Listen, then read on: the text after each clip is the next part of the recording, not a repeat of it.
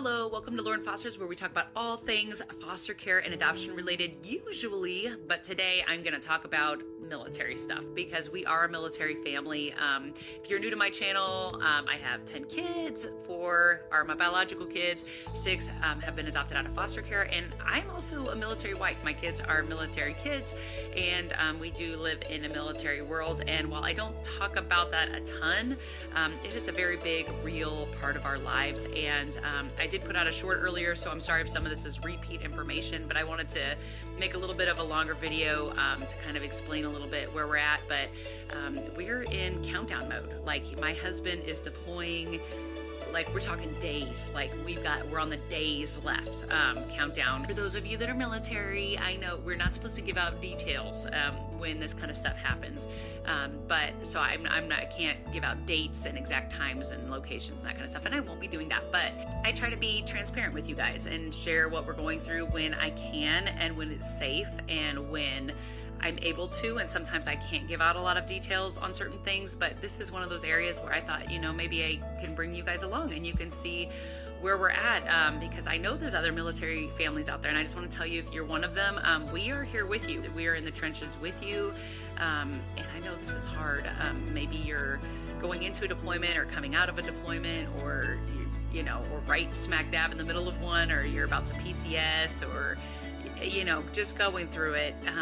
It's hard. The change is hard, and especially for those of us that do foster and do adopt kids from really hard places, it just adds a whole new level of intensity to everything going on. So yes, I will be staying at our current duty station with our 10 kiddos, and technically this is a hardship tour. I call it a deployment only because I've noticed lately, military wise, it seems like anything where they're gone for a long time and it's not for training, it's called a deployment. But at least we used to call these hardship tours, which basically means they're just going to a non-combat zone. So it's a little different for the soldier, but it doesn't feel a whole lot different for us as a family.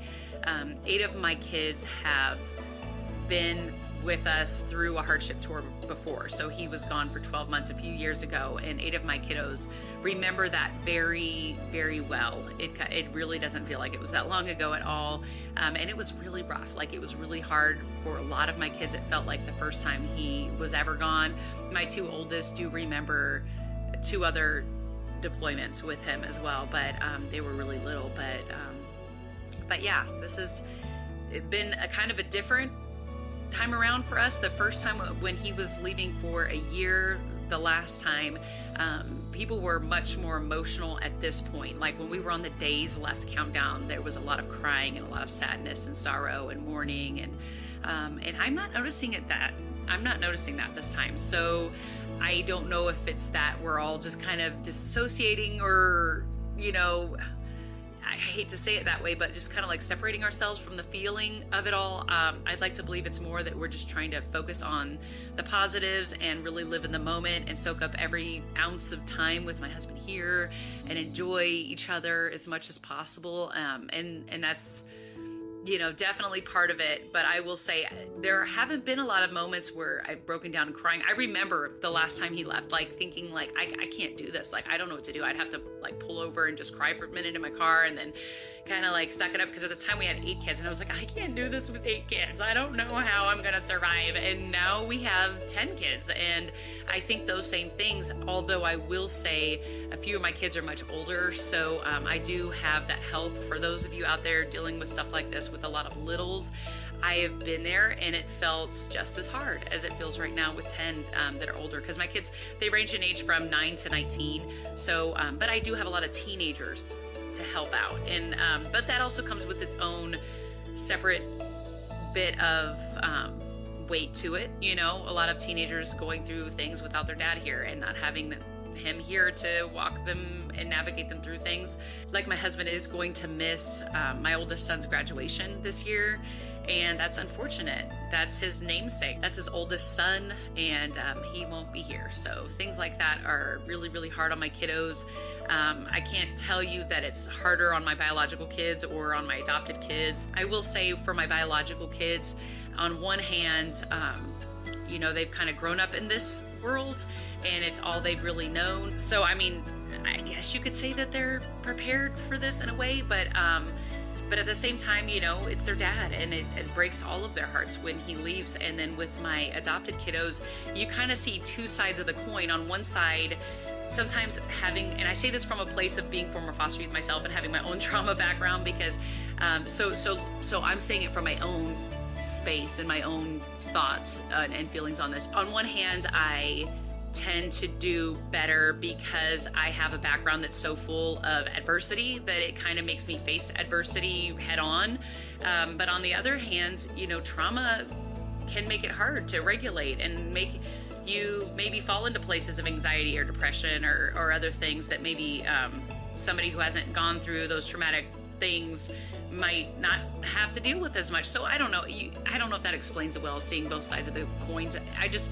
On one hand, trauma can equip you more for more trauma. I don't know. That sounds weird and backwards, but I mean, sometimes it's true. But in some ways, it can be even harder on my adopted kiddos because they've experienced so much loss, and goodbyes are hard. And in me too. I mean, having that kind of background, I've gotten a little used to it over the years with my husband. And maybe that's why some of us are handling this one a little bit better so far. Let me say so far. I'll keep you updated throughout the time he's gone, but we're handling a little better so far. When it comes to this deployment, might just be because we've done it so many times, and the last one wasn't so long ago that it's not being remembered. It felt like yesterday, even though it was a few years ago. It really felt like yesterday, and it took me a while even from that one to not well up and cry a little even after he got home, just thinking about I'm gonna cry about it just talking about it right now, but what a hard year that was. And but we'll be good. We'll be okay, and I'm gonna keep you guys updated throughout the year of how we're doing and kind of what it's like leading up. I'll keep putting up shorts, just kind of the countdown, and then and I'll keep you guys posted. It's hard. We've seen some behaviors come out in kiddos that are just extra angry in the last few days, and they can't verbalize, they can't connect it to deployment. They just kind of, they're like, I'm mad because I'm mad, or a couple of kids just struggling with some heavy emotions, some sadness that really they can't tie into anything. We know as parents, we know that it's because dad's about to leave, but they don't know that. And even when they say, no, that's not what it is, it's because so-and-so is making me extra mad today or whatever.